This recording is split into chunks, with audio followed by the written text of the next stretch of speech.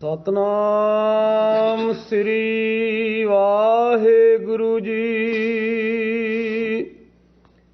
ਰਾਗ ਆਸਾ ਮਹੱਲਾ ਚੌਥਾ। ਸੋ ਪੁਰਖ ਇੱਕ ਓੰਕਾਰ ਸਤਿਗੁਰ ਪ੍ਰਸਾਦ। ਸੋ ਪੁਰਖ ਨਿਰੰਜਨ ਹਰ ਪੁਰਖ ਨਿਰੰਜਨ ਹਰ ਅਗਮ ਅਗਮ ਅਪਾਰਾ। ਸਭ ਧਿਆਵਹਿ ਤੁਧ ਜੀ ਹਰ ਸੱਚੇ ਸਿਰਜਣਹਾਰਾ। ਸੋ ਪੁਰਖ ਨਿਰੰਜਨ ਹਰ ਪੁਰਖ ਨਿਰੰਜਨ ਹਰ ਅਗਮ ਅਗਮ ਅਪਾਰਾ। ਸਭ ਧਿਆਵਹਿ ਤੁਧ ਜੀ ਹਰ ਸੱਚੇ ਸਿਰਜਣਹਾਰਾ। ਸਭ ਜੀ ਤੁਮਾਰੇ ਜੀ ਤੂੰ ਜੀਆਂ ਕਾ ਦਾਤਾਰਾ। ਹਰ ਧਿਆਵਹੁ ਸੰਤੋ ਜੀ ਸਭ ਦੁਖ ਵਿਸਾਰਣਹਾਰਾ।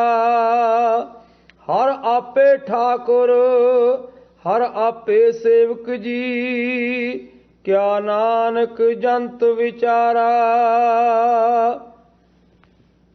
ਹਰ ਧਿਆਵੋ ਸੰਤੋ ਜੀ ਸਭ ਦੁਖ ਵਿਸਾਰਣਹਾਰਾ। ਹਰ ਆਪੇ ਠਾਕੁਰ ਹਰ ਆਪੇ ਸੇਵਕ ਜੀ ਕਿਆ ਨਾਨਕ ਜੰਤ ਵਿਚਾਰਾ। ਸੋ ਪੁਰਖ ਨਿਰੰਜਨ ਹਰ ਪੁਰਖ ਨਿਰੰਜਨ ਹਰ ਅਗਮ ਅਗਮ ਅਪਾਰਾ। ਵਾਹਿਗੁਰੂ ਜੀ ਕਾ ਖਾਲਸਾ ਵਾਹਿਗੁਰੂ ਜੀ ਕੀ ਫਤਿਹ। ਪਰਮ ਸਨਮਾਨਯੋਗ ਸਤਿਗੁਰੂ ਮਹਾਰਾਜ ਦੀ ਸਾਜੀ ਨਵਾਜੀ ਹੋਈ ਗੁਰੂ ਖਾਲਸਾ ਸਾਧ ਸੰਗਤ ਜੀਓ, ਆਪ ਸੰਗਤਾਂ ਵਡਭਾਗੀ ਹੋ ਜਿਨ੍ਹਾਂ ਨੂੰ ਅੰਮ੍ਰਿਤ ਵੇਲੇ ਦੇ ਸੁਹਾਵਣੇ ਸਮੇਂ ਅੰਦਰ ਸਤਿਗੁਰੂ ਦੇ ਦਰਸ਼ਨ ਦੀਦਾਰ ਕਰਨ ਦਾ ਸੁਭਾਗਾ ਸਮਾਂ ਪ੍ਰਾਪਤ ਹੋ ਰਿਹਾ ਹੈ। ਸਤਿਗੁਰੂ ਦੀ ਪਵਿੱਤਰ ਬਾਣੀ ਦੇ ਬਚਨ ਹਨ, ਦਰਸ਼ਨ ਕੋ ਲੋਚੈ ਸਭ ਕੋਈ ਪੂਰਾ ਭਾਗ ਪ੍ਰਾਪਤ ਹੋਈ। ਚਾਹੁੰਦਾ ਤੇ ਹਰ ਕੋਈ ਹੈ ਕਿ ਮੈਂ ਜਾ ਕੇ ਸਤਿਗੁਰੂ ਦੇ ਦਰਸ਼ਨ ਦੀਦਾਰ ਕਰਾਂ, ਕਿਉਂਕਿ ਸੰਗਤ ਵਿੱਚ ਆਉਣ ਦੇ ਨਾਲ ਸਾਨੂੰ ਪਤਾ ਲੱਗਦਾ ਹੈ ਜੈਸਾ ਸਤਿਗੁਰ ਸੁਣੀਦਾ ਤੈਸੋ ਹੀ ਮੈਂ ਡੀਠ। ਵਿਛੜਿਆ ਮੇਲੇ ਪ੍ਰਭੂ ਹਰ ਦਰਗਹ ਕਾ ਬਾਸੀਠ। ਸਤਿਗੁਰੂ ਦਰਗਾਹੀ ਵਿਚੋਲੇ ਹਨ। ਜਿਹੜਾ ਵੀ ਗੁਰਸਿੱਖ ਮਾਈ ਭਾਈ ਇੱਕ ਵਾਰੀ ਸਤਿਗੁਰੂ ਦੀ ਸ਼ਰਨ ਵਿੱਚ ਚਲਿਆ ਜਾਂਦਾ ਹੈ, ਸਾਹਿਬ ਸਤਿਗੁਰੂ ਸੱਚੇ ਪਾਤਸ਼ਾਹ ਉਸ ਨੂੰ ਵਾਹਿਗੁਰੂ ਪਰਮੇਸ਼ਰ ਦੇ ਨਾਲ ਮਿਲਾ ਦਿੰਦੇ ਹਨ। ਸਤਿਗੁਰੂ ਦੇ ਪਾਸ ਉਹ ਕਿਹੜਾ ਸਾਧਨ ਹੈ ਜਿਸ ਦੁਆਰਾ ਵਿਛੜੀਆਂ ਰੂਹਾਂ ਨੂੰ ਅਕਾਲ ਪੁਰਖ ਦੇ ਨਾਲ ਮਿਲਾਉਂਦੇ ਹਨ, ਤਾਂ ਸਾਨੂੰ ਪਤਾ ਲੱਗਦਾ ਹੈ ਹਰ ਨਾਮੋ ਮੰਤਰ ਦ੍ਰਿੜਾਏਂਦਾ ਕਟੇ ਹਉਮੈ ਰੋਗ। ਨਾਨਕ ਸਤਿਗੁਰ ਤਿਨਾ ਮਿਲਾਇਆ ਜਿਨ੍ਹਾਂ ਤੁਰੇ ਪਿਆ ਸੰਜੋਗ। ਸਤਿਗੁਰੂ ਦੇ ਕੋਲੇ ਨਾਮ ਦੀ ਸ਼ਕਤੀ ਹੈ। ਜਿਹੜਾ ਵੀ ਗੁਰਸਿੱਖ ਮਾਈ ਭਾਈ ਸਤਿਗੁਰੂ ਦੇ ਦਰਸ਼ਨ ਦੀਦਾਰ ਕਰਨ ਵਾਸਤੇ ਆਉਂਦਾ ਹੈ, ਤਾਂ ਸਾਹਿਬ ਸਤਿਗੁਰੂ ਸੱਚੇ ਪਾਤਸ਼ਾਹ ਉਸ ਨੂੰ ਨਾਮ ਦੀ ਦਾਤ ਬਖਸ਼ਿਸ਼ ਕਰਦੇ ਹਨ। ਨਾਮ ਇੱਕ ਅਮੋਲਕ ਰਤਨ ਹੈ। ਬਹੁ ਸ਼ਾਸਤਰ ਬਹੁ ਸਿਮਰਤੀ ਪੇਖੇ ਸਰਬ ਟੰਡੋਲ। ਪੂਜਸ ਨਾਹੀ ਹਰ ਹਰੇ ਨਾਨਕ ਨਾਮ ਆਮੋਲ। ਉਸ ਨਾਮ ਰਤਨ ਦੀ ਜਦੋਂ ਪ੍ਰਾਪਤੀ ਹੋ ਜਾਵੇ, ਫਿਰ ਇਹ ਮਨੁੱਖ ਪਾਤਸ਼ਾਹਾਂ ਦਾ ਵੀ ਪਾਤਸ਼ਾਹ ਬਣ ਜਾਂਦਾ ਹੈ, ਰਾਜਿਆਂ ਦਾ ਵੀ ਰਾਜਾ ਬਣ ਜਾਂਦਾ ਹੈ, ਲੋਕ ਤੇ ਪਰਲੋਕ ਦੇ ਵਿੱਚ ਮੁਖ ਉਜਲਾ ਹੋ ਜਾਂਦਾ ਹੈ। ਇਸ ਢੰਗ ਦੇ ਨਾਲ ਗੁਰੂ ਦੀ ਮਹਿਮਾ ਸਰਵਣ ਕਰਕੇ ਹਰ ਇੱਕ ਬੰਦੇ ਦੇ ਮਨ ਵਿੱਚ ਇਹ ਖਿਆਲ ਪੈਦਾ ਹੁੰਦਾ ਹੈ ਕਿ ਮੈਂ ਵੀ ਜਾ ਕੇ ਸਤਿਗੁਰੂ ਦੇ ਦਰਸ਼ਨ ਦੀਦਾਰ ਕਰਾਂ। ਪਰ ਹਜ਼ੂਰ ਕਹਿੰਦੇ ਨੇ ਦਰਸ਼ਨ ਪੂਰਿਆਂ ਭਾਗਾਂ ਵਾਲਿਆਂ ਨੂੰ ਹੀ ਪ੍ਰਾਪਤ ਹੋ ਸਕਦੇ ਨੇ। ਜਿਸ ਮਨੁੱਖ ਦੇ ਭਾਗ ਹੀ ਪੂਰੇ ਨਹੀਂ ਔਰ ਉਹ ਸੰਗਤ ਵਿੱਚ ਆ ਹੀ ਨਹੀਂ ਸਕਦਾ, ਕਿਉਂਕਿ ਮਨੁੱਖ ਦੇ ਮਨ ਦੇ ਵਿੱਚ ਇਹੋ ਜਿਹੇ ਸੰਸਕਾਰ ਪੈਦਾ ਹੁੰਦੇ ਨੇ ਜਿਹੜੇ ਉਸ ਨੂੰ ਸੰਗਤ ਵਿੱਚ ਆਉਣ ਹੀ ਨਹੀਂ ਦਿੰਦੇ।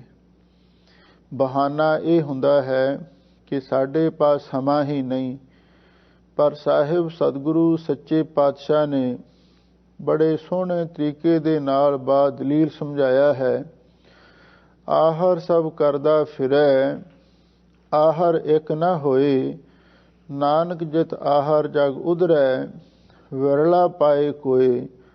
ਹਜ਼ੂਰ ਕਹਿੰਦੇ ਐ ਮਨੁੱਖ, ਤੂੰ ਹੋਰ ਤਾਂ ਆਹਰ ਪਾਹਰ ਸਾਰੇ ਕਰ ਰਿਹਾ ਹੈ, ਪਰ ਇੱਕ ਜਿਹੜਾ ਖਾਸ ਆਹਰ ਹੈ, ਇੱਕ ਖਾਸ ਉਪਰਾਲਾ ਹੈ, ਇਹ ਕੋਈ ਖਾਸ ਉਦਮ ਹੈ, ਉਹ ਤੂੰ ਨਹੀਂ ਕਰ ਰਿਹਾ। ਤੈਨੂੰ ਕਰਨਾ ਚਾਹੀਦਾ ਹੈ। ਤੂੰ ਉਸ ਵੱਲੋਂ ਹਮੇਸ਼ਾ ਲਈ ਅਵੇਸਲਾ ਹੋ ਰਿਹਾ ਹੈ। ਇਸੇ ਲਈ ਹਜ਼ੂਰ ਕਹਿੰਦੇ ਨੇ ਆਹਰ ਸਭ ਕਰਦਾ ਫਿਰੈ, ਆਹਰ ਇੱਕ ਨਾ ਹੋਏ, ਨਾਨਕ ਜਿਤ ਆਹਰ ਜਗ ਉਧਰੈ, ਵਿਰਲਾ ਪਾਏ ਕੋਏ। ਉਹ ਆਹਰ ਕੀ ਹੈ? ਹਜ਼ੂਰ ਕਹਿੰਦੇ ਨੇ ਸਗਲ ਉਦਮ ਹੈ ਉਦਮ ਭਲਾ, ਹਰ ਕਾ ਨਾਮ ਜਪੋ ਜੀ ਸਦਾ। ਉਹ ਉਦਮ ਕਿਹੜਾ ਹੈ? ਸੰਗਤ ਵਿੱਚ ਚੱਲ ਕੇ ਆਉਣਾ ਔਰ ਇੱਥੇ ਆ ਕੇ ਬਾਣੀ ਸਿਮਰਨ ਸੇਵਾ ਦੇ ਵਿੱਚ ਜੁੜਨਾ, ਇਹ ਖਾਸ ਉਦਮ ਹੈ। ਨਾਨਕ ਜਿਤ ਆਹਰ ਜਗ ਉਧਰੈ, ਜਿਸ ਆਹਰ ਦੇ ਨਾਲ ਇਸ ਜੀਵ ਦਾ ਉਧਾਰ ਹੋ ਸਕਦਾ ਹੈ। ਵਿਰਲਾ ਪਾਏ ਕੋਏ, ਪਰ ਐਸੇ ਸਫਲ ਉਦਮ ਨੂੰ ਕੋਈ ਵਿਰਲਾ ਹੀ ਸ਼ਖਸ, ਕੋਈ ਵਿਰਲਾ ਹੀ ਮਾਈ ਭਾਈ ਪ੍ਰਾਪਤ ਕਰਦਾ ਹੈ। ਧੰਨ ਹਨ ਉਹ ਗੁਰਸਿੱਖ ਮਾਈ ਭਾਈ ਜਿਹੜੇ ਸਤਿਗੁਰੂ ਦੇ ਦਰਸ਼ਨ ਦੀਦਾਰ ਕਰਨ ਵਾਸਤੇ ਆਉਂਦੇ ਨੇ। ਫਿਰ ਉਹਨਾਂ ਤੇ ਹੀ ਗੁਰੂ ਦੀਆਂ ਮਿਹਰਾਂ ਵੀ ਹੁੰਦੀਆਂ, ਕਿਉਂਕਿ ਕਲਗੀਧਰ ਪਾਤਸ਼ਾਹ ਦੇ ਚਰਨਾਂ ਵਿੱਚ ਗੁਰਸਿੱਖਾਂ ਨੇ ਬੇਨਤੀ ਕੀਤੀ ਸੀ, ਸੱਚੇ ਪਾਤਸ਼ਾਹ ਜਿਹੜੇ ਗੁਰਸਿੱਖ ਮਾਈ ਭਾਈ ਤੁਹਾਡੇ ਦਰ ਤੇ ਹਾਜ਼ਰ ਹੁੰਦੇ ਨੇ, ਉਹਨਾਂ ਨੂੰ ਕੀ ਮਿਲਦਾ ਹੈ? ਤਾਂ ਹਜ਼ੂਰ ਦਾ ਜਵਾਬ ਸੀ, ਹਾਜ਼ਰਾਂ ਕੋ ਮਿਹਰ ਹੈ, ਬੇਹਾਜ਼ਰਾਂ ਕੋ ਬੇਮਿਹਰ ਹੈ। ਖਾਲਸਾ ਜੀ, ਜਿਹੜੇ ਗੁਰਸਿੱਖ ਮਾਈ ਭਾਈ ਗੁਰੂ ਚਰਨਾਂ ਦੇ ਵਿੱਚ ਹਾਜ਼ਰੀਆਂ ਭਰਦੇ ਹਨ, ਉਹਨਾਂ ਤੇ ਗੁਰੂ ਮਹਾਰਾਜ ਦੀ ਮਿਹਰ ਹੁੰਦੀ ਹੈ। ਤੇ ਜਿਹੜੇ ਗੈਰ ਹਾਜ਼ਰ ਰਹਿੰਦੇ ਨੇ, ਬੇਹਾਜ਼ਰਾਂ ਕੋ ਬੇਮਿਹਰ ਹੈ, ਉਹ ਗੁਰੂ ਦੀ ਮਿਹਰ ਤੋਂ ਵੀ ਵਾਂਝੇ ਰਹਿ ਜਾਂਦੇ ਨੇ। ਜਿਵੇਂ ਕਵਲ ਦਾ ਫੁੱਲ ਹੁੰਦਾ ਹੈ, ਉਹਦੀ ਇਹ ਖਾਸ ਵਿਲੱਖਣਤਾ ਹੈ, ਜਿੰਨਾ ਚਿਰ ਤੱਕ ਉਹਦੇ ਉੱਤੇ ਸੂਰਜ ਦੀਆਂ ਕਿਰਨਾਂ ਨਾ ਪੈਣ, ਉਹ ਕਦੀ ਵੀ ਖਿੜਦਾ ਨਹੀਂ ਹੈ। ਨਾ ਹੀ ਉਹਦੇ ਵਿੱਚੋਂ ਮਹਿਕ ਆਉਂਦੀ ਹੈ, ਨਾ ਹੀ ਉਹਦੇ ਵਿੱਚੋਂ ਮਕਰੰਦ ਰਸ ਪੈਦਾ ਹੁੰਦਾ ਹੈ, ਨਾ ਹੀ ਉਸ 'ਤੇ ਆ ਕੇ ਭੌਰੇ ਮੰਡਰਾਉਂਦੇ ਹਨ। ਹਾਂ, ਜਦੋਂ ਉਹ ਸੂਰਜ ਵੱਲ ਮੂੰਹ ਕਰਕੇ ਖਿੜਦਾ ਹੈ, ਉਸ ਵੇਲੇ ਸੂਰਜ ਦੀ ਧੁੱਪ ਪੈਣ ਦੇ ਨਾਲ ਹੀ ਉਹਦੇ ਵਿੱਚ ਖੇੜਾ ਆਉਂਦਾ ਹੈ, ਪੰਖੜੀਆਂ ਖਿੜਦੀਆਂ ਹਨ, ਸੁਗੰਧੀ ਪੈਦਾ ਹੁੰਦੀ ਹੈ, ਤੇ ਫਿਰ ਮਕਰੰਦ ਰਸ ਵੀ ਪੈਦਾ ਹੁੰਦਾ ਹੈ, ਭੌਰੇ ਵੀ ਆਉਂਦੇ ਨੇ। ਇਸ ਲਈ ਹਰ ਗੁਰਸਿੱਖ ਮਾਈ ਭਾਈ ਦਾ ਹਿਰਦਾ ਵੀ ਕਵਲ ਵਰਗਾ ਹੈ। ਜਿੰਨਾ ਚਿਰ ਤੱਕ ਅਸੀਂ ਗੁਰੂ ਮਹਾਰਾਜ ਦੇ ਸਨਮੁਖ ਨਹੀਂ ਆ ਜਾਂਦੇ, ਸਤਿਗੁਰੂ ਦੇ ਗਿਆਨ ਦੀਆਂ ਬਾਣੀ ਦੀਆਂ ਕਿਰਨਾਂ ਸਾਡੇ ਹਿਰਦੇ ਉੱਤੇ ਅਸਰ ਨਹੀਂ ਪਾਉਂਦੀਆਂ, ਉਹਨਾਂ ਚਿਰ ਸਾਡਾ ਹਿਰਦਾ ਰੂਪੀ ਕਮਲ ਕਦੇ ਖਿੜ ਵੀ ਨਹੀਂ ਸਕਦਾ। ਨਾ ਹੀ ਇਹਦੇ ਵਿੱਚ ਭਗਤੀ ਦੀ ਸੁਗੰਧੀ, ਬੰਦਗੀ ਦੀ ਮਹਿਕ ਹੀ ਇਸ ਦੇ ਵਿੱਚੋਂ ਪੈਦਾ ਹੁੰਦੀ ਹੈ। ਨਾ ਹੀ ਵਾਹਿਗੁਰੂ ਦੇ ਪ੍ਰੇਮ ਦਾ, ਨਾਮ ਦਾ ਰਸ ਹੀ ਮਕਰੰਦ ਰਸ ਪੈਦਾ ਹੁੰਦਾ ਹੈ। ਤੇ ਫਿਰ ਜਿਹੜੇ ਹੋਰ ਜਗਿਆਸੂ ਜਨ ਹਨ ਭੌਰਿਆਂ ਵਾਂਗ, ਉਹਨਾਂ ਨੇ ਤੇ ਨੇੜੇ ਆਉਣਾ ਹੀ ਕੀ ਹੈ। ਇਸ ਲਈ ਹਰ ਗੁਰਸਿੱਖ ਮਾਈ ਭਾਈ ਨੂੰ ਆਪਣੇ ਜੀਵਨ ਨੂੰ ਸੁਗੰਧਿਤ ਕਰਨ ਦੇ ਲਈ ਤੇ ਹਮੇਸ਼ਾ ਲਈ ਖੁਸ਼ੀਆਂ ਤੇ ਖੇੜੇ ਪ੍ਰਾਪਤ ਕਰਨ ਦੇ ਵਾਸਤੇ ਸਤਿਗੁਰੂ ਦੇ ਕੋਲ ਸਾਨੂੰ ਆਉਣਾ ਹੀ ਚਾਹੀਦਾ ਹੈ। ਧੰਨ ਗੁਰੂ ਰਾਮਦਾਸ ਮਹਾਰਾਜ ਸੱਚੇ ਪਾਤਸ਼ਾਹ, ਜਿਨ੍ਹਾਂ ਦੀ ਬਾਬਤ ਭੱਟਾ ਨੇ ਲਿਖਿਆ ਹੈ, ਧੰਨ ਗੁਰੂ ਨਾਨਕ ਦੇਵ ਮਹਾਰਾਜ ਸੱਚੇ ਪਾਤਸ਼ਾਹ ਧੰਨ ਹਨ। ਧੰਨ ਧੰਨ ਰਾਮਦਾਸ ਗੁਰ, ਜਿਨ ਸਿਰਿਆ ਤਿਨੈ ਸਵਾਰਿਆ, ਪੂਰੀ ਹੋਈ ਕਰਾਮਾਤ, ਆਪ ਸਿਰਜਣਹਾਰੈ ਧਾਰਿਆ। ਸੋਢੀ ਸੁਲਤਾਨ ਧੰਨ ਗੁਰੂ ਰਾਮਦਾਸ ਮਹਾਰਾਜ ਸੱਚੇ ਪਾਤਸ਼ਾਹ ਨੇ ਸਾਡੇ ਤੇ ਮਹਾਨ ਪਰਉਪਕਾਰ ਕੀਤੇ। ਸਭ ਤੋਂ ਵੱਡਾ ਸਤਿਗੁਰੂ ਦਾ ਪਰਉਪਕਾਰ ਇਹ ਹੈ, ਅੰਮ੍ਰਿਤਸਰ ਸਤਿਗੁਰ ਸਤਵਾਦੀ, ਜਿਤ ਨਾਤੈ ਕਊਆ ਹੰਸ ਹੋ ਹੈ। ਇੱਕ ਐਸਾ ਸਾਨੂੰ ਸਰਵੋਤਮ ਰਾਜ ਤੀਰਥ ਬਖਸ਼ਿਸ਼ ਕਰ ਦਿੱਤਾ ਹੈ, ਜਿਸ ਦੇ ਵਿੱਚ ਇਸ਼ਨਾਨ ਕਰਕੇ ਕਾਂ ਵੀ ਹੰਸ ਬਣ ਜਾਂਦੇ ਹਨ, ਪਿੰਗਲੇ ਤੇ ਕੋੜੀ ਵੀ ਰਾਜੀ ਹੋ ਜਾਂਦੇ ਹਨ। ਇਹ ਧੰਨ ਗੁਰੂ ਰਾਮਦਾਸ ਮਹਾਰਾਜ ਸੱਚੇ ਪਾਤਸ਼ਾਹ ਦੀ ਅਪਾਰ ਮਿਹਰ ਦਾ ਫਲ ਹੈ। ਲੋਕੀ 68 ਤੀਰਥਾਂ ਤੇ ਇਸ਼ਨਾਨ ਕਰਨ ਵਾਸਤੇ ਜਾਂਦੇ ਹਨ, ਪਰ ਸਤਿਗੁਰੂ ਨੇ 68 ਘਾਟ ਅਸਥਾਨ ਵੀ ਉੱਥੇ ਹੀ ਬਣਾ ਦਿੱਤਾ। ਸਾਡੇ ਗੁਰਸਿੱਖਾਂ ਨੂੰ ਹੋਰ ਤੀਰਥਾਂ ਤੇ ਜਾਣ ਦੀ ਲੋੜ ਹੀ ਨਹੀਂ। ਜਿਹੜਾ ਵੀ ਇੱਕ ਵਾਰੀ ਸ੍ਰੀ ਅੰਮ੍ਰਿਤਸਰ ਸਾਹਿਬ ਸਰੋਵਰ ਦੇ ਵਿੱਚ ਇਸ਼ਨਾਨ ਕਰ ਲਵੇ, ਉਹਨੂੰ 68 ਤੀਰਥਾਂ ਦਾ ਫਲ ਪ੍ਰਾਪਤ ਹੋ ਜਾਂਦਾ ਹੈ। ਰਾਮਦਾਸ ਸਰੋਵਰ ਨਾਤੇ, ਸਭ ਉਤਰੇ ਪਾਪ ਕਮਾਤੇ, ਨਿਰਮਲ ਹੋਏ ਕਰ ਇਸ਼ਨਾਨਾ, ਗੁਰ ਪੂਰਾ ਕੀਨੇ ਦਾਨਾ। ਇਹ ਧੰਨ ਗੁਰੂ ਰਾਮਦਾਸ ਮਹਾਰਾਜ ਸੱਚੇ ਪਾਤਸ਼ਾਹ ਦਾ ਮਹਾਨ ਪਰਉਪਕਾਰ ਹੈ। ਆਪ ਸੰਗਤਾਂ ਸੰਧਿਆ ਦੀ ਬਾਣੀ ਸੋਧਰ ਰਹਿਰਾ ਸਾਹਿਬ ਜੀ ਦੀ ਕਥਾ ਵਿਚਾਰ ਸਰਵਣ ਕਰ ਰਹੇ ਹੋ। ਪਿੱਛੇ 3 ਸ਼ਬਦ ਧੰਨ ਗੁਰੂ ਨਾਨਕ ਦੇਵ ਮਹਾਰਾਜ ਦੇ ਆ ਚੁੱਕੇ ਹਨ। ਇੱਕ ਸ਼ਬਦ ਚੌਥੇ ਪਾਤਸ਼ਾਹ ਦਾ ਤੇ ਅੱਗੇ ਹੋਰ ਸ਼ਬਦ ਇੱਕ 5ਵੇਂ ਪਾਤਸ਼ਾਹ ਦਾ ਆਇਆ ਹੈ। ਹੁਣ ਅੱਗੇ ਧੰਨ ਗੁਰੂ ਰਾਮਦਾਸ ਮਹਾਰਾਜ ਸੱਚੇ ਪਾਤਸ਼ਾਹ ਦੀ ਫਿਰ ਬਾਣੀ ਸ਼ੁਰੂ ਹੋ ਰਹੀ ਹੈ। ਇਸ ਬਾਣੀ ਦਾ ਸਿਰ ਲੇਖ ਸੋ ਪੁਰਖ ਸਤਿਗੁਰੂ ਮਹਾਰਾਜ ਨੇ ਆਪ ਲਿਖਿਆ। ਧੰਨ ਗੁਰੂ ਰਾਮਦਾਸ ਮਹਾਰਾਜ ਸੱਚੇ ਪਾਤਸ਼ਾਹ ਦੇ ਚਰਨਾਂ ਦੇ ਵਿੱਚ ਗੁਰਸਿੱਖਾਂ ਨੇ ਬੇਨਤੀ ਕੀਤੀ, ਐ ਗਰੀਬ ਨਵਾਜ ਸਤਿਗੁਰੂ, ਸੋਢੀ ਸੁਲਤਾਨ, ਕਰ ਮੁਸ਼ਕਲ ਆਸਾਨ। ਸੱਚੇ ਪਾਤਸ਼ਾਹ ਧੰਨ ਗੁਰੂ ਨਾਨਕ ਦੇਵ ਮਹਾਰਾਜ ਸੱਚੇ ਪਾਤਸ਼ਾਹ ਨੇ ਸੋਧਰ ਦੇ ਸ਼ਬਦ ਅੰਦਰ, ਸੋਧਰ ਦੀ ਉਸ ਬਾਣੀ ਦੀ ਰਚਨਾ ਦੇ ਅੰਦਰ ਉਸ ਅਕਾਲ ਪੁਰਖ ਵਾਹਿਗੁਰੂ ਦੇ ਦਰ ਘਰ ਦਾ ਬਹੁਤ ਸੋਹਣਾ ਨਕਸ਼ਾ ਖਿੱਚਿਆ ਹੈ। ਪਰ ਮਹਾਰਾਜ, ਉਹ ਅਕਾਲ ਪੁਰਖ ਵਾਹਿਗੁਰੂ ਪਰਮੇਸ਼ਰ ਕਿਹੋ ਜਿਹਾ ਹੈ, ਇਹਦੇ ਬਾਰੇ ਸਾਨੂੰ ਕੁਝ ਪਤਾ ਨਹੀਂ ਹੈ। ਸਾਨੂੰ ਉਸ ਅਕਾਲ ਪੁਰਖ ਵਾਹਿਗੁਰੂ ਦੇ ਦਰ ਘਰ ਦਾ ਤੇ ਗਿਆਨ ਹੋ ਗਿਆ। ਸੋ ਦਰ ਕਿਹਾ, ਸੋ ਦਰ ਤੇਰਾ ਕਿਹਾ, ਸੋ ਕਰ ਕਿਹਾ, ਜਿਤ ਬਹਿ ਸਰਬ ਸੰਭਾਲੇ। ਵਾਜੇ ਤੇਰੇ ਨਾਦ ਅਨੇਕ ਅਸੰਖਾਂ, ਕੀਤੇ ਤੇਰੇ ਵਾਵਣ ਹਾਰੇ। ਪਰ ਉਹ ਪੁਰਖ, ਉਹ ਅਕਾਲ ਪੁਰਖ ਆਪ ਕਿਹੋ ਜਿਹਾ ਹੈ, ਉਹਦੇ ਕਿਹੋ ਜਿਹੇ ਕੌਤਕ ਨੇ, ਇਹਦੇ ਬਾਰੇ ਸਾਨੂੰ ਸਮਝਾਓ। ਧੰਨ ਗੁਰੂ ਰਾਮਦਾਸ ਮਹਾਰਾਜ ਸੱਚੇ ਪਾਤਸ਼ਾਹ ਰਾਗ ਆਸਾ ਮਹੱਲਾ ਚੌਥਾ। ਰਾਗ ਆਸਾ ਦੇ ਅੰਦਰ ਚੌਥੇ ਪਾਤਸ਼ਾਹ ਸੋਢੀ ਸੁਲਤਾਨ ਧੰਨ ਗੁਰੂ ਰਾਮਦਾਸ ਮਹਾਰਾਜ ਸੋ ਪੁਰਖ ਸਰਲੇਖ ਦੀ ਬਾਣੀ ਉਚਾਰਨ ਕਰ ਰਹੇ ਹਨ। ਸੋ ਦਰ ਦਾ ਅਰਥ ਹੈ ਉਸ ਵਾਹਿਗੁਰੂ ਦਾ ਦਰ, ਉਸ ਵਾਹਿਗੁਰੂ ਪਰਮੇਸ਼ਰ ਦਾ ਘਰ ਕਿਹੋ ਜਿਹਾ ਹੈ। ਤੇ ਸੋ ਪੁਰਖ ਦਾ ਅਰਥ ਹੈ ਉਹ ਅਕਾਲ ਪੁਰਖ ਕਿਹੋ ਜਿਹਾ ਹੈ, ਕਿਉਂਕਿ ਸੋ ਦਰ ਦਾ ਤੇ ਜ਼ਿਕਰ ਧੰਨ ਗੁਰੂ ਨਾਨਕ ਦੇਵ ਮਹਾਰਾਜ ਨੇ ਕੀਤਾ ਹੈ। ਹੁਣ ਉਹ ਅਕਾਲ ਪੁਰਖ ਕਿਹੋ ਜਿਹਾ ਹੈ, ਉਹ ਸੋ ਪੁਰਖ ਨਾਮ ਦੇ ਹੇਠ ਸਤਿਗੁਰੂ ਧੰਨ ਗੁਰੂ ਰਾਮਦਾਸ ਮਹਾਰਾਜ ਬਾਣੀ ਉਚਾਰਨ ਕਰ ਰਹੇ ਹਨ। ਇੱਕ ਓੰਕਾਰ ਸਤਿਗੁਰ ਪ੍ਰਸਾਦ। ਆਰੰਭ ਦੇ ਵਿੱਚ ਵਸਤੂ ਨਿਰਦੇਸ਼ ਰੂਪ ਮੰਗਲਾਚਰਨ ਕੀਤਾ ਹੈ। ਉਹ ਵਾਹਿਗੁਰੂ ਇੱਕ ਅਦਵੈਤ ਸਰੂਪ ਹੈ। ਓੰਕਾਰ ਸਾਰਿਆਂ ਦਾ ਪ੍ਰਕਾਸ਼ਕ, ਸਤ ਨਾਸ ਤੋਂ ਰਹਿਤ, ਗੁਰ ਪ੍ਰਸਾਦ ਉਹ ਗੁਰੂ ਦੀ ਕਿਰਪਾ ਦੇ ਨਾਲ ਮਿਲਦਾ ਹੈ। ਵਿਆਕਰਨ ਦੇ ਹਿਸਾਬ ਦੇ ਨਾਲ ਇਹੀ ਅਰਥ ਢੁਕਦਾ ਹੈ।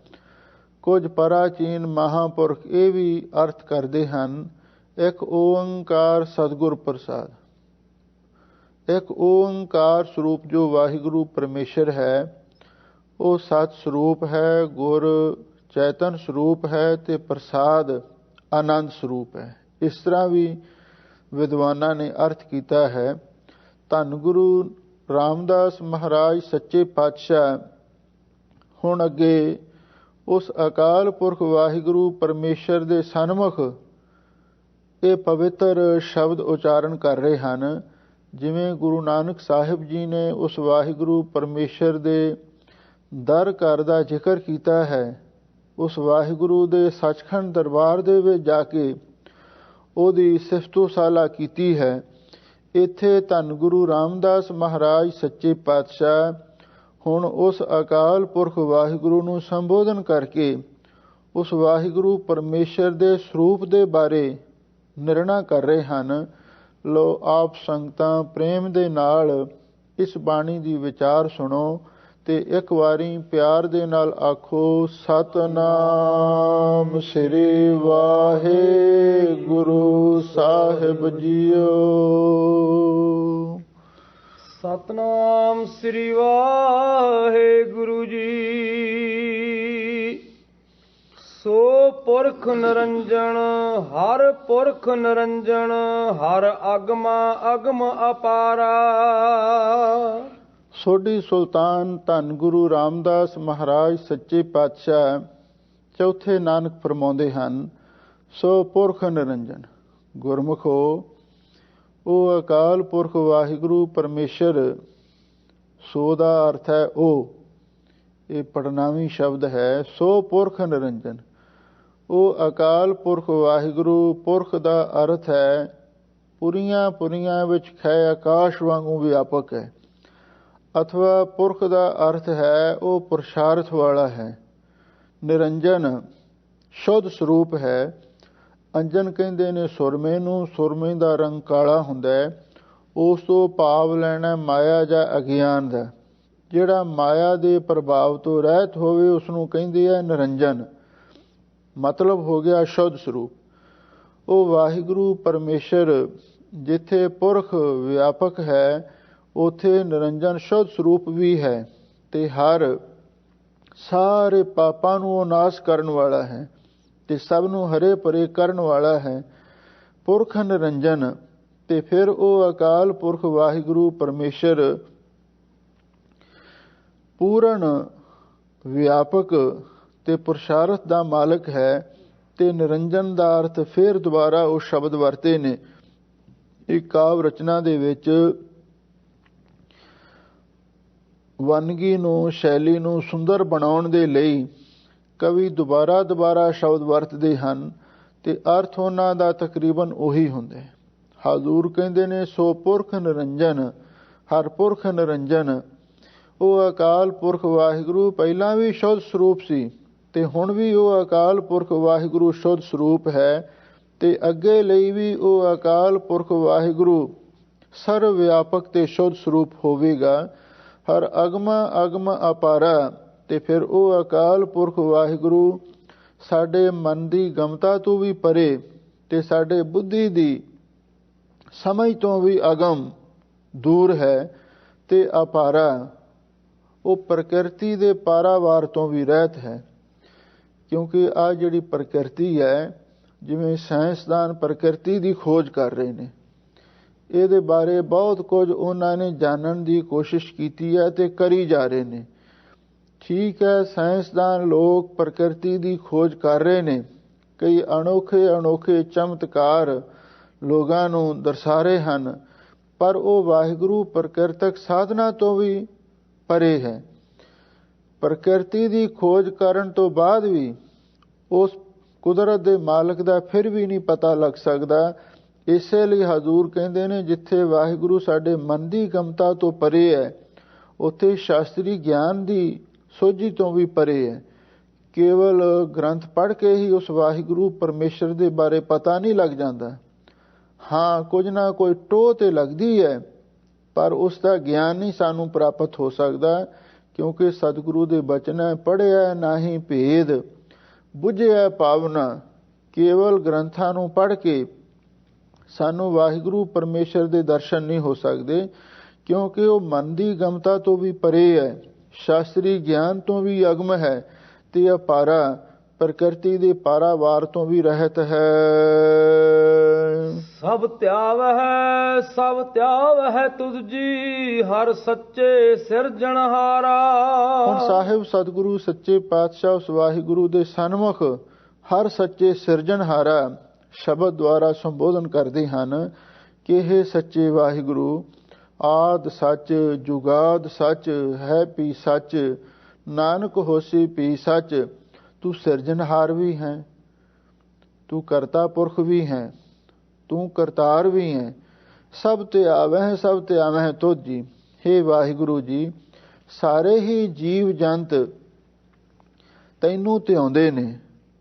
ਕੇਵਲ ਜੀਵ ਜੰਤ ਹੀ ਨਹੀਂ, ਸਭ ਪੀਰ ਪੈਗੰਬਰ ਅਵਤਾਰ ਰਿਸ਼ੀ ਮੁਨੀ ਦੇਵਤੇ ਵੀ ਸਾਰੇ ਤੈਨੂੰ ਹੀ ਧਿਆਉਂਦੇ ਨੇ, ਕਿਉਂਕਿ ਉਹ ਵਾਹਿਗੁਰੂ ਪਰਮੇਸ਼ਰ ਸਭ ਨੂੰ ਪੈਦਾ ਕਰਨ ਵਾਲਾ ਹੈ, ਸਾਰਿਆਂ ਨੂੰ ਰਚਣ ਵਾਲਾ ਹੈ ਤੇ ਸਾਰਿਆਂ ਤੋਂ ਮਹਾਨ ਹੈ। ਇਸ ਲਈ ਸਾਰੇ ਹੀ ਦੇਵੀ ਦੇਵਤੇ, ਰਿਸ਼ੀ ਮੁਨੀ, ਪੀਰ ਪੈਗੰਬਰ ਤੇ ਇਸ ਧਰਤੀ ਦੇ ਮਾਤ ਲੋਕ ਦੇ ਜੀਵ ਜੰਤ ਵੀ ਸਾਰੇ ਤੈਨੂੰ ਧਿਆਉਂਦੇ ਹਨ। ਸਭ ਜੀ ਤੁਮਾਰੇ ਜੀ, ਤੂੰ ਜੀਆਂ ਕਾ ਦਾਤਾਰਾ। ਸਾਹਿਬ ਸਤਿਗੁਰੂ ਧੰਨ ਗੁਰੂ ਰਾਮਦਾਸ ਮਹਾਰਾਜ ਸੱਚੇ ਪਾਤਸ਼ਾਹ ਫਰਮਾਉਂਦੇ ਨੇ, ਹੇ ਵਾਹਿਗੁਰੂ ਜੀ, ਸਭ ਜੀ ਤੁਮਾਰੇ ਜੀ, ਇਹ ਸਾਰੇ ਹੀ ਜੀਵ ਜੰਤ ਤੁਹਾਡੇ ਹੀ ਹਨ।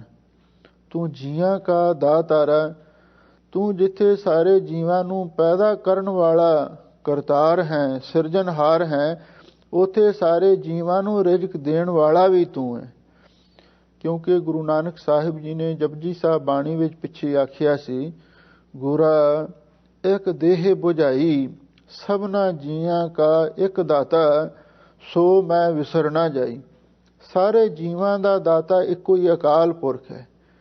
ਕਿਉਂਕਿ ਜਪਜੀ ਸਾਹਿਬ ਮੂਲ ਬਾਣੀ ਹੈ, ਉਹਦਾ ਹੀ ਅੱਗੇ ਅਨੁਵਾਦ, ਉਹਦਾ ਹੀ ਖੁਲਾਸਾ, ਉਹਦੀ ਵਿਆਖਿਆ ਸਾਰੀ ਬਾਣੀ ਵਿੱਚ ਹੋ ਰਹੀ ਹੈ।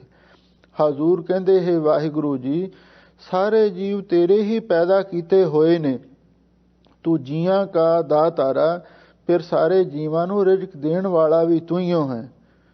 ਕਿੰਨੇ ਜੀਵ ਨੇ, ਉਹਨਾਂ ਨੂੰ ਵਾਹਿਗੁਰੂ ਪਰਮੇਸ਼ਰ ਹੀ ਰਿਜ਼ਕ ਦੇ ਸਕਦਾ, ਹੋਰ ਕੋਈ ਕਿਵੇਂ ਦੇ ਸਕਦਾ ਹੈ। ਹਜ਼ੂਰ ਨੇ ਪਿੱਛੇ ਵੀ ਆਖਿਆ ਸੀ, ਕਾਹੇ ਰੇ ਮਨ ਚਿਤਵਹਿ ਉਦਮ, ਜਾਂ ਆਹਰ ਹਰ ਜੀਉ ਭਰਿਆ, ਸੈਲ ਪੱਥਰ ਮੈਂ ਜੰਤੇ ਉਪਾਏ, ਤਾਂ ਕਾ ਰਿਜ਼ਕ ਆਗਿਆ ਕਰ ਧਰਿਆ। ਦੇਖ ਲਓ, ਉਸ ਵਾਹਿਗੁਰੂ ਪਰਮੇਸ਼ਰ ਨੇ ਪਹਾੜਾਂ ਦੇ ਵਿੱਚ, ਪੱਥਰਾਂ ਦੇ ਵਿੱਚ ਵੀ ਕੀੜੇ ਪੈਦਾ ਕੀਤੇ ਨੇ ਤੇ ਉਹਨਾਂ ਨੂੰ ਵੀ ਰਿਜ਼ਕ ਉੱਥੇ ਦੇ ਰਿਹਾ ਹੈ। ਤੂੰ ਜੀਆਂ ਕਾ ਦਾਤਾਰਾ, ਹੈ ਵਾਹਿਗੁਰੂ ਜੀ, ਤੂੰ ਸਾਰੇ ਜੀਵਾਂ ਦਾ ਦਾਤਾ ਹੈ। ਇਹ ਤੇ ਮਨੁੱਖ ਨੂੰ ਕੇਵਲ ਫਿਕਰ ਬਣਿਆ ਹੋਇਆ ਹੈ ਆਪਣੀ ਰੋਜੀ ਰੋਟੀ ਦਾ, ਇਹਦਾ ਵੀ ਇੱਕ ਕਾਰਨ ਹੈ। ਜਿਵੇਂ ਬਾਕੀ ਹੋਰ ਜੀਵ ਜਨਤਾ ਨੂੰ ਵਾਹਿਗੁਰੂ ਪਰਮੇਸ਼ਰ ਸਿੱਧਾ ਰਿਜ਼ਕ ਦੇ ਰਿਹਾ ਹੈ, ਦੇ ਮਨੁੱਖ ਨੂੰ ਵੀ ਸਕਦਾ ਹੈ, ਪਰ ਨਹੀਂ, ਵਾਹਿਗੁਰੂ ਪਰਮੇਸ਼ਰ ਨੇ ਇਸ ਮਨੁੱਖ ਨੂੰ ਧੰਦਾ ਦੇ ਦਿੱਤਾ ਹੈ, ਕਿਰਤ ਦੇ ਦਿੱਤੀ ਹੈ, ਕੋਈ ਬਹਾਨਾ ਬਣਾ ਦਿੱਤਾ ਹੈ, ਤੂੰ ਇਹ ਕੰਮ ਕਰ ਤੇ ਤੈਨੂੰ ਰਿਜ਼ਕ ਮਿਲੇਗਾ। ਪਰ ਸਿਰਫ ਇਹ ਬਹਾਨਾ ਹੈ। ਦੇਣ ਵਾਲਾ ਵਾਹਿਗੁਰੂ ਪਰਮੇਸ਼ਰ ਹੀ ਹੈ, ਦਾਤਾ। ਕਿਸੇ ਨੂੰ ਕਿਸੇ ਬਹਾਨੇ, ਕਿਸੇ ਨੂੰ ਕਿਸੇ ਬਹਾਨੇ ਵਾਹਿਗੁਰੂ ਰਿਜ਼ਕ ਦੇ ਰਿਹਾ ਹੈ। ਇੱਕ ਇਤਿਹਾਸ ਵਿੱਚ ਸਾਖੀ ਆਉਂਦੀ ਹੈ, ਮੂਸਾ ਪੈਗੰਬਰ ਜੰਗਲ ਦੇ ਵਿੱਚ ਤਪੱਸਿਆ ਕਰ ਰਿਹਾ ਸੀ ਔਰ ਉਸਨੇ ਕੀ ਦੇਖਿਆ, ਇੱਕ ਜੰਗਲੀ ਬੱਕਰਾ ਪਿਆਸਾ ਹੋਇਆ ਖੂਹ ਦੇ ਕਿਨਾਰੇ ਆ ਕੇ ਖੜਾ ਹੋਇਆ। ਉਸ ਨੂੰ ਪਾਣੀ ਦੀ ਬੜੀ ਪਿਆਸ ਲੱਗੀ ਹੋਈ ਸੀ।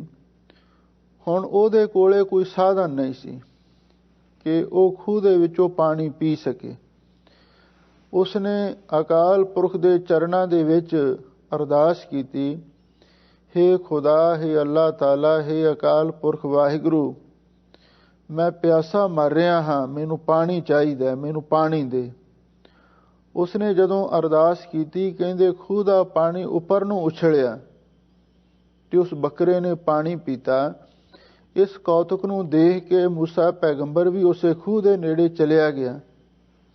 ਪਰ ਜਦੋਂ ਉਸਨੇ ਖੂਹ ਵੱਲ ਨਿਗਾਹ ਮਾਰੀ, ਖੂਹ ਦਾ ਪਾਣੀ ਫਿਰ ਹੇਠਾਂ ਹੀ ਪਹੁੰਚ ਗਿਆ। ਮੂਸੇ ਪੈਗੰਬਰ ਨੇ ਉਸ ਵੇਲੇ ਖੁਦਾ ਮੂਹਰੇ ਤਰਲਾ ਕੀਤਾ, ਕਹਿਣ ਲੱਗਾ, ਹੇ ਖੁਦਾ, ਹੇ ਅੱਲਾਹ ਤਾਲਾ, ਮੈਂ ਤੇਰੀ ਬੰਦਗੀ ਕਰ ਰਿਹਾ ਹਾਂ, ਮੈਨੂੰ ਵੀ ਪਾਣੀ ਦੀ ਪਿਆਸ ਲੱਗੀ ਹੈ, ਮੇਰੇ ਲਈ ਵੀ ਪਾਣੀ ਉੱਪਰ ਲੈ ਕੇ ਆ। ਤਾਂ ਉਸ ਵੇਲੇ ਆਕਾਸ਼ਬਾਣੀ ਹੋਈ, ਐ ਮੂਸਿਆ, ਇਹ ਜਿਹੜਾ ਪਾਣੀ ਹੈ ਇਹ ਤੇਰੇ ਲਈ ਉੱਪਰ ਨਹੀਂ ਆ ਸਕਦਾ, ਇਹ ਕੇਵਲ ਉਸ ਬੱਕਰੇ ਲਈ ਹੀ ਆ ਸਕਦਾ ਸੀ, ਕਿਉਂਕਿ ਉਹਦੇ ਕੋਲ ਸਾਧਨ ਨਹੀਂ ਸਨ। ਤੈਨੂੰ ਤਾਂ ਮੈਂ ਹੱਥ ਵੀ ਦਿੱਤੇ ਨੇ, ਤੈਨੂੰ ਅਕਲ ਵੀ ਦਿੱਤੀ ਹੈ, ਤੈਨੂੰ ਦਿਮਾਗ ਵੀ ਦਿੱਤਾ ਹੈ, ਤੈਨੂੰ ਹੋਰ ਸਾਧਨ ਵੀ ਦਿੱਤੇ ਨੇ, ਤੂੰ ਤੇ ਯਤਨ ਦੇ ਨਾਲ ਵੀ ਪਾਣੀ ਪੀ ਸਕਦਾ ਹੈ, ਪਰ ਉਹ ਨਹੀਂ ਪੀ ਸਕਦਾ, ਇਸ ਲਈ ਤੈਨੂੰ ਯਤਨ ਦੇ ਨਾਲ ਹੀ ਪਾਣੀ ਮਿਲ ਸਕਦਾ। ਇਸ ਸਾਖੀ ਤੋਂ ਭਾਵ ਇਹੀ ਹੈ ਵੀ ਦੇ ਵਾਹਿਗੁਰੂ ਸਾਰਿਆਂ ਨੂੰ ਉਹੀ ਦਾਤਾ, ਸਭ ਦਾਤਾ ਦੇ ਰਿਹਾ ਹੈ, ਪਰ ਸਿਰਫ ਕੁਝ ਨਾ ਕੁਝ ਉਹਨੇ ਬਹਾਨੇ ਸਾਡੇ ਲਈ ਬਣਾ ਦਿੱਤੇ ਨੇ ਵੀ ਤੁਸੀਂ ਆਹ ਕੰਮ ਕਰੋ ਤੇ ਫਿਰ ਤੁਹਾਨੂੰ ਰਿਜ਼ਕ ਮਿਲੇਗਾ। ਦੂਸਰੀ ਗੱਲ ਇਹ ਵੀ ਹੈ, ਜੇ ਮਨੁੱਖ ਨੂੰ ਸਿੱਧਾ ਹੀ ਵਾਹਿਗੁਰੂ ਰਿਜ਼ਕ ਦੇ ਦਿੰਦਾ ਤੇ ਇਹਨੇ ਕੋਈ ਵਿਕਾਸ ਨਹੀਂ ਸੀ ਕਰਨਾ। ਆ ਜਿਹੜੇ ਦੁਨੀਆ ਵਿੱਚ ਸੁੱਖ ਦੇ ਸਾਧਨ ਨੇ, ਜਿਨ੍ਹਾਂ ਘਰਾਂ ਦੇ ਵਿੱਚ ਆਪਾਂ ਰਹਿੰਦੇ ਹਾਂ, ਮੋਟਰਾਂ ਗੱਡੀਆਂ ਨੇ, ਤੇ ਫਿਰ ਇਹ ਕਿਹਨੇ ਬਣਾਉਣੀਆਂ ਸਨ। ਇਸ ਲਈ ਵਾਹਿਗੁਰੂ ਪਰਮੇਸ਼ਰ ਨੇ ਮਨੁੱਖ ਨੂੰ ਕੁਛ ਕਰਨ ਲਈ ਬਣਾਇਆ ਵੀ ਤੂੰ ਕੁਛ ਕਰ, ਤੈਨੂੰ ਤਾਂ ਰਿਜ਼ਕ ਮਿਲਣਾ। ਤੇ ਹੁਣ ਦੇਖ ਲਓ ਉਹ ਵਾਹਿਗੁਰੂ ਪਰਮੇਸ਼ਰ ਕਿਤਨਾ ਬੇਅੰਤ ਹੈ, ਕਿੰਨੇ ਉਸਨੇ ਮਨੁੱਖ ਪੈਦਾ ਕੀਤੇ ਨੇ, ਬਾਕੀ ਇਸ ਤੋਂ ਵੱਧ ਹੋਰ 84 ਲੱਖ ਜੂਨਾਂ ਨੇ, ਕਿਤਨੇ ਉਹਨਾਂ ਵਿੱਚ ਜੀਵ ਹੋਣਗੇ, ਪਰ ਉਹਨਾਂ ਸਾਰਿਆਂ ਨੂੰ ਵਾਹਿਗੁਰੂ ਪਰਮੇਸ਼ਰ ਰਿਜ਼ਕ ਦੇ ਰਿਹਾ ਹੈ। ਇਸ ਲਈ ਸਾਨੂੰ ਉਹਦੇ ਉੱਤੇ ਭਰੋਸਾ ਰੱਖਣਾ ਚਾਹੀਦਾ ਹੈ। ਹਰ ਧਿਆਵੋ ਸੰਤ ਹੋ ਜੀ, ਸਭ ਦੁਖ ਵਿਸਾਰਨ ਹਾਰਾ। ਧੰਨ ਗੁਰੂ ਰਾਮਦਾਸ ਮਹਾਰਾਜ ਸੱਚੇ ਪਾਤਸ਼ਾਹ ਫਰਮਾਉਂਦੇ ਨੇ, ਹਰ ਧਿਆਵੋ ਸੰਤ ਹੋ ਜੀ। ਐ ਸੰਤੋ, ਸੰਤ ਕਿਸ ਨੂੰ ਕਹਿੰਦੇ ਨੇ? ਜਿਹੜਾ ਸੇਵਾ ਕਰੇ, ਸਿਮਰਨ ਕਰੇ, ਪਰਉਪਕਾਰ ਕਰੇ, ਉਹਨੂੰ ਸੰਤ ਕਹਿੰਦੇ ਨੇ। ਪੂਰਨ ਸੰਤ ਦੀ ਅਵਸਥਾ ਕੀ ਹੁੰਦੀ ਹੈ? ਹਜ਼ੂਰ ਨੇ ਬਾਣੀ ਵਿੱਚ ਹੀ ਲਿਖਿਆ, ਜਿਨ੍ਹਾਂ ਸਾਸ ਗਰਾਸ ਨਾ ਵਿਸਰੈ, ਹਰ ਨਾਮਾ ਮਨ ਮੰਤ, ਧਨ ਸੇ ਸਈ ਨਾਨਕਾ ਪੂਰਨ ਸੋਈ ਸੰਤ। ਸਤਿਗੁਰੂ ਉਹਨਾਂ ਸੰਤਾਂ ਨੂੰ ਸੰਬੋਧਨ ਕਰਕੇ ਆਖਰੇ ਨੇ, ਹਰ ਧਿਆਵੋ ਸੰਤੋ ਜੀ। ਐ ਸੰਤੋ ਜੀ ਸਤਕਾਰ ਦੇ ਨਾਲ ਆਖਿਆ ਹੈ, ਐ ਮਹਾਂਪੁਰਖੋ, ਤੁਸੀਂ ਵੀ ਉਸ ਵਾਹਿਗੁਰੂ ਪਰਮੇਸ਼ਰ ਨੂੰ ਧਿਆਓ, ਤੁਸੀਂ ਵੀ ਉਹਦਾ ਸਿਮਰਨ ਕਰੋ। ਸਭ ਦੁੱਖ ਵਿਸਾਰਨ ਹਾਰਾ, ਕਿਉਂਕਿ ਉਹ ਅਕਾਲ ਪੁਰਖ ਵਾਹਿਗੁਰੂ ਸਾਰੇ ਦੁੱਖਾਂ ਨੂੰ ਵਿਸਾਰਨ ਵਾਲਾ ਹੈ। ਜਦੋਂ ਤੁਸੀਂ ਸਿਮਰਨ ਕਰੋਗੇ, ਤੁਹਾਡੇ ਸਾਰੇ ਦੁੱਖਾਂ ਨੂੰ ਵਿਨਾਸ਼ ਕਰ ਦੇਵੇਗਾ। ਗੁਰੂ ਅਰਜਨ ਦੇਵ ਮਹਾਰਾਜ ਦੇ ਕਿੰਨੇ ਪਿਆਰੇ ਬਚਨ ਹਨ, ਸਿਮਰੋ ਸਿਮਰ ਸਿਮਰ ਸੁਖ ਪਾਵੋ, ਕਲ ਕਲੇਸ਼ ਤਨ ਮਾਹੇ ਮਿਟਾਵੋ। ਸਿਮਰਨ ਕਰਕੇ ਸਾਰੇ ਸੁੱਖ ਵੀ ਮਿਲਦੇ ਨੇ ਤੇ ਸਾਰੇ ਕਲਪਨਾ ਕਲੇਸ਼ ਝਗੜੇ ਵੀ ਮੁੱਕ ਜਾਂਦੇ ਨੇ। ਜਹ ਹਰ ਸਿਮਰਨ ਭਇਆ, ਤਹ ਉਪਾਦ ਗਤ ਕੀਨੀ, ਵਡ ਭਾਗੀ ਹਰ ਜਪਣਾ, ਜਨ ਨਾਨਕ ਕਉ ਗੁਰ ਇਹ ਮਤ ਦੀਨੀ, ਜਪ ਹਰ ਭਵ ਜਲ ਤਰਨਾ। ਹਜ਼ੂਰ ਕਹਿੰਦੇ ਨੇ, ਐ ਸੰਤੋ, ਤੁਸੀਂ ਉਸ ਵਾਹਿਗੁਰੂ ਪਰਮੇਸ਼ਰ ਨੂੰ ਧਿਆਓ। ਉਹ ਸਾਰੇ ਦੁੱਖਾਂ ਨੂੰ ਵਿਸਾਰਨ ਵਾਲਾ ਹੈ, ਸਾਰੇ ਦੁੱਖਾਂ ਨੂੰ ਨਾਸ਼ ਕਰਨ ਵਾਲਾ ਹੈ। ਹਰ ਆਪੇ ਠਾਕੁਰ ਹਰ ਆਪੇ ਸੇਵਕ ਜੀ, ਕਿਆ ਨਾਨਕ ਜੰਤ ਵਿਚਾਰਾ। ਹਜ਼ੂਰ ਫਰਮਾਉਂਦੇ ਨੇ, ਗੁਰਮੁਖੋ ਹਰ ਆਪੇ ਠਾਕੁਰ, ਉਹ ਵਾਹਿਗੁਰੂ ਆਪ ਹੀ ਠਾਕੁਰ ਮਾਲਕ ਹੈ। ਹਰ ਆਪੇ ਸੇਵਕ ਜੀ, ਉਹ ਆਪ ਹੀ ਵਾਹਿਗੁਰੂ ਪਰਮੇਸ਼ਰ ਸੇਵਕ ਬਣ ਕੇ ਸੇਵਾ ਕਰ ਰਿਹਾ ਹੈ, ਕਿਉਂਕਿ ਵਾਹਿਗੁਰੂ ਸਰਵ ਵਿਆਪਕ ਹੈ। ਸੁਆਮੀ ਵਿੱਚ ਵੀ ਉਹੀ ਹੈ ਤੇ ਸੇਵਕ ਵਿੱਚ ਵੀ ਉਹੀ ਹੈ। ਹਾਥੀ ਵਿੱਚ ਵੀ ਉਹ ਹੈ ਤੇ ਕੀੜੀ ਵਿੱਚ ਵੀ ਉਹੀ ਹੈ। ਹਜ਼ੂਰ ਕਹਿੰਦੇ ਨੇ, ਹੇ ਵਾਹਿਗੁਰੂ ਜੀ, ਤੁਸੀਂ ਆਪੇ ਠਾਕੁਰ ਮਾਲਕ ਹੋ ਤੇ ਆਪ ਹੀ ਸੇਵਕ ਹੋ। ਕਿਆ ਨਾਨਕ ਜੰਤ ਵਿਚਾਰਾ। ਹਜ਼ੂਰ ਕਹਿੰਦੇ ਨੇ, ਇਹ ਜੀਵ ਵਿਚਾਰਾ ਕੀ ਕਰ ਸਕਦਾ ਹੈ। ਇਸ ਜੀਵ ਦੇ ਹੱਥ ਵੱਸ ਕੁਝ ਵੀ ਨਹੀਂ ਹੈ। ਇਹ ਤੇ ਸੱਚੇ ਪਾਤਸ਼ਾਹ ਤੇਰਾ ਦਿੱਤਾ ਹੀ ਖਾਣ ਵਾਲਾ ਹੈ, ਇਸ ਲਈ ਇਹਦੇ ਵੱਸ ਵਿੱਚ ਕੁਝ ਹੈ ਹੀ ਨਹੀਂ ਹੈ। ਤੂੰ ਘਟ ਘਟ ਅੰਤਰ ਸਰਬ ਨਿਰੰਤਰ ਜੀ, ਹਰ ਏਕੋ ਪੁਰਖ ਸਮਾਣਾ। ਹੁਣ ਸਾਹਿਬ ਸਤਿਗੁਰੂ ਸੱਚੇ ਪਾਤਸ਼ਾਹ ਦੂਸਰੀ ਪੌੜੀ ਵਿੱਚ ਫਿਰ ਉਸ ਅਕਾਲ ਪੁਰਖ ਦੀ ਮਹਿਮਾ ਉਚਾਰਨ ਕਰਦੇ ਹਨ। ਹੇ ਵਾਹਿਗੁਰੂ ਜੀ, ਤੁਸੀਂ ਨਿਰੰਤਰ ਦਾ ਅਰਥ ਹੈ ਬਿਨਾਂ ਕਿਸੇ ਭੇਦ ਭਾਵ ਤੋਂ, ਬਿਨਾਂ ਕਿਸੇ ਪਕਸ਼ਪਾਤ ਤੋਂ, ਬਿਨਾਂ ਕਿਸੇ ਵਿਤਕਰੇ ਤੋਂ ਸਾਰੇ ਜੀਵਾਂ ਦੇ ਘਟਾਂ ਘਟਾਂ ਦੇ ਅੰਦਰ ਵਸ ਰਹੇ ਹੋ। ਉਹ ਵਾਹਿਗੁਰੂ ਪਰਮੇਸ਼ਰ ਜਿਤਨੇ ਵੀ ਜੀਵ ਨੇ, ਛੋਟੇ ਵੱਡੇ, ਉਹਨਾਂ ਸਾਰਿਆਂ ਦੇ ਅੰਦਰ ਨਿਰੰਤਰ ਦਾ ਅਰਥ ਹੈ ਬਿਨਾਂ ਕਿਸੇ ਅੰਤਰ ਭੇਦ ਭਾਵ ਤੋਂ, ਇੱਕ ਰਸ, ਇੱਕ ਬਰਾਬਰ ਸਾਰਿਆਂ ਦੇ ਵਿੱਚ ਹੀ ਵਸ ਰਿਹਾ ਹੈ। ਉਸ ਨੂੰ ਸੰਬੋਧਨ ਕੀਤਾ ਹੈ, ਤੂੰ ਘਟ ਘਟ ਅੰਤਰ ਸਰਬ ਨਿਰੰਤਰ ਜੀ, ਹਰ ਏਕੋ ਪੁਰਖ ਸਮਾਣਾ। ਹੇ ਵਾਹਿਗੁਰੂ ਜੀ, ਸਾਰੇ ਘਟਾਂ ਘਟਾਂ ਦੇ ਅੰਦਰ ਵੀ ਤੇ ਬਾਹਰ ਵੀ ਇੱਕ ਰਸ ਤੁਸੀਂ ਵਿਆਪਕ ਹੋ ਰਹੇ ਹੋ। ਹਰ ਏਕੋ ਪੁਰਖ ਸਮਾਣਾ, ਇੱਕੋ ਹੀ ਅਕਾਲ ਪੁਰਖ ਵਾਹਿਗੁਰੂ, ਜਿਸ ਨੂੰ ਸੋ ਪੁਰਖ ਦਾ ਨਾਮ ਉੱਪਰ ਦਿੱਤਾ ਹੈ, ਵੀ ਉਹ ਇੱਕ ਅਕਾਲ ਪੁਰਖ ਵਾਹਿਗੁਰੂ ਸਾਰਿਆਂ ਦੇ ਵਿੱਚ ਹੀ ਸਮਾ ਰਿਹਾ ਹੈ। ਇੱਕ ਦਾਤੇ ਇੱਕ ਭੇਖਾਰੀ ਜੀ, ਸਭ ਤੇਰੇ ਚੋਜ ਬਿਡਾਣਾ। ਹੇ ਵਾਹਿਗੁਰੂ ਜੀ, ਤੁਹਾਡੇ ਚੋਜ ਕੌਤਕ ਬੜੇ ਅਚਰਜ ਨੇ। ਇੱਕ ਪਾਸੇ ਦੁਨੀਆ ਵਿੱਚ ਦਾਤੇ ਨੇ, ਇੱਕ ਭੇਖਾਰੀ ਜੀ, ਇੱਕ ਦੂਸਰੇ ਪਾਸੇ ਮੰਗਤੇ ਵੀ ਹਨ। ਸਾਰਿਆਂ ਵਿੱਚ ਤੂੰ ਆਪ ਵਰਤ ਰਿਹਾ ਹੈ। ਦਾਤੇ ਵੀ ਤੇ ਮੰਗਤੇ ਵੀ ਸਾਰੇ ਤੇਰੇ ਹੀ ਪੈਦਾ ਕੀਤੇ ਹੋਏ ਨੇ। ਇਸ ਲਈ ਕੋਈ ਦਾਤਾ ਹੋ ਕੇ ਇਸ ਗੱਲ ਦਾ ਮਾਣ ਨਾ ਕਰੇ ਬਈ ਮੈਂ ਦਾਤਾ ਹਾਂ, ਤੇ ਭਿਖਾਰੀ ਬਣ ਕੇ ਕੋਈ ਆਪਣੇ ਆਪ ਨੂੰ ਨਿਮਾਣਾ ਨਾ ਸਮਝੇ। ਰੱਬ ਸਾਰਿਆਂ ਵਿੱਚ ਇੱਕੋ ਵਸ ਰਿਹਾ ਹੈ। ਇਹ ਵਾਹਿਗੁਰੂ ਪਰਮੇਸ਼ਰ ਦੇ ਕੌਤਕ ਨੇ। ਕਿਸੇ ਨੂੰ ਉਸਨੇ ਦਾਤਾ ਬਣਾ ਦਿੱਤਾ, ਕਿਸੇ ਨੂੰ ਭਿਖਾਰੀ ਬਣਾ ਦਿੱਤਾ। ਇਹ ਸਾਰੀਆਂ ਕਰਮਾਂ ਦੀਆਂ ਗੱਲਾਂ ਨੇ, ਭਾਗਾਂ ਦੀਆਂ ਗੱਲਾਂ ਨੇ। ਇੱਕ ਵਾਰ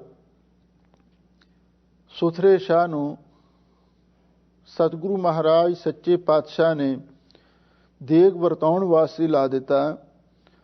ਸੁਥਰੇ ਸ਼ਾਹ ਦਾ ਸੁਭਾਅ ਕੁਛ ਵੱਖਰਾ ਜਿਹਾ ਸੀ।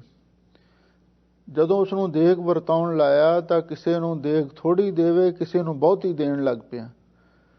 ਦੇਖ ਲਿਆ ਕੋਈ ਲਿਹਾਜ਼ ਵਾਲਾ ਹੈ, ਉਹਨੂੰ ਚੰਗਾ ਗੱਫਾ ਦੇ ਦਿੱਤਾ ਤੇ ਦੂਸਰੇ ਨੂੰ ਥੋੜਾ ਦੇ ਦਿੱਤਾ। ਸੰਗਤ ਵਿੱਚ ਰੌਲਾ ਪੈ ਗਿਆ।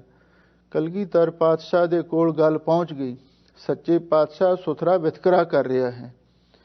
ਤਾਂ ਉਸ ਵੇਲੇ ਸਤਿਗੁਰੂ ਨੇ ਸੁਥਰੇ ਨੂੰ ਸੱਦਿਆ। ਕਹਿਣ ਲੱਗੇ, ਸੁਥਰਿਆ, ਤੂੰ ਇਹ ਵਿਤਕਰਾ ਕਿਉਂ ਕਰ ਰਿਹਾ ਹੈ? ਤਾਂ ਉਸਨੇ ਉਸ ਵੇਲੇ ਵਿਅੰਗ ਦੇ ਨਾਲ ਆਖਿਆ, ਬੇਨਤੀ ਕੀਤੀ। ਕਹਿਣ ਲੱਗਾ, ਸੱਚੇ ਪਾਤਸ਼ਾਹ, ਤੁਸੀਂ ਵੀ ਤਾਂ ਵਿਤਕਰਾ ਕਰਦੇ ਹੀ ਹੋ। ਇੱਕ ਪਾਸੇ ਐਡੇ ਐਡੇ ਅਮੀਰ ਬੰਦੇ ਪੈਦਾ ਕਰ ਦਿੱਤੇ ਨੇ, ਦੂਜੇ ਪਾਸੇ ਗਰੀਬ ਆਦਮੀ ਮੰਗਦੇ ਤੁਰੇ ਫਿਰਦੇ ਨੇ, ਉਹਨਾਂ ਨੂੰ ਖਾਣ ਲਈ ਕੁਛ ਨਹੀਂ ਮਿਲਦਾ। ਇਸ ਲਈ ਸਤਿਗੁਰੂ ਹੱਸ ਕੇ ਕਹਿਣ ਲੱਗੇ, ਭਾਈ ਸੁਥਰਿਆ, ਇਹ ਤੇ ਕਿਸਮਤ ਦੀਆਂ ਗੱਲਾਂ ਨੇ, ਭਾਗਾਂ ਦੀਆਂ ਗੱਲਾਂ ਨੇ। ਜਿਹਾ ਬੀਜੈ ਸੋ ਲੁਣੈ, ਕਰਮਾ ਸੰਦੜਾ ਖੇਤ। ਦਾਤਾਂ ਸਾਰੀਆਂ ਵਾਹਿਗੁਰੂ ਦੀਆਂ ਨੇ, ਪਰ ਮਿਲਦੀਆਂ ਸਾਰਿਆਂ ਨੂੰ ਭਾਗਾਂ ਦੇ ਅਨੁਸਾਰ ਹੀ ਨੇ। ਵਿਣ ਕਰਮਾ ਕੇ ਮਿਲੇ ਲਈ। ਇਸ ਲਈ ਪਰ ਕੜਾਹ ਪ੍ਰਸ਼ਾਦ ਦੀ ਦੇਗ ਵਰਤਾਉਣ ਦੇ ਵਿੱਚ ਵਿਤਕਰਾ ਨਹੀਂ ਕਰੀਦਾ, ਇਉਂ ਸਿੱਖਿਆ ਬਖਸ਼ੀ। ਹਜ਼ੂਰ ਇੱਥੇ ਫਰਮਾਉਂਦੇ ਨੇ, ਇੱਕ ਦਾਤੇ ਇੱਕ ਭੇਖਾਰੀ ਜੀ। ਵੀ ਦੇਖ ਲਓ, ਵਾਹਿਗੁਰੂ ਨੇ ਇੱਕ ਪਾਸੇ ਦਾਤੇ ਪੈਦਾ ਕੀਤੇ ਨੇ ਤੇ ਦੂਸਰੇ ਪਾਸੇ ਭਿਖਾਰੀ ਨੇ। ਸਭ ਤੇਰੇ ਚੋਜ ਵਿਡਾਣਾ ਹੈ ਵਾਹਿਗੁਰੂ ਜੀ, ਸਾਰੇ ਤੇਰੇ ਹੀ ਅਸਰਜ ਕੌਤਕ ਹਨ।